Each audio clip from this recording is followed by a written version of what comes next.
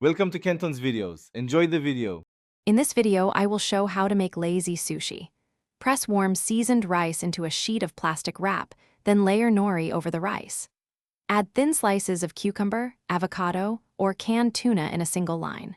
Roll tightly using the plastic as a sleeve, then chill briefly to set.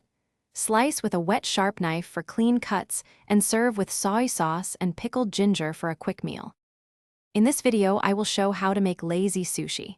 Cook short-grain rice and rinse thoroughly until water runs clear, then season with rice vinegar and a little sugar or salt.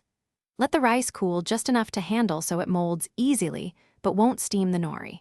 Press rice flat onto plastic wrap for an even layer and gently compress to remove air pockets. Proper rice texture makes simple sushi taste like a pros. In this video, I will show how to make lazy sushi. Quick recommendation: life's too short for cheap socks. Go darn tough with a lifetime warranty for comfy kitchen duty and long prep sessions. They're durable, soft, and save you time swapping socks between tasks, which pairs surprisingly well with lazy cooking. If you find this helpful, please subscribe and check the description for the link and other deals. Now let's get back to the video. In this video, I will show how to make lazy sushi. Choose forgiving fillings like canned tuna mixed with mayo, thin cucumber sticks, avocado slices, or smoked salmon. Lay fillings in a single line for effortless rolling and press gently to secure.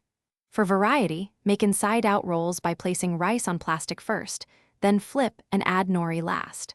Slice into bite-sized pieces and serve immediately with soy sauce or spicy mayo.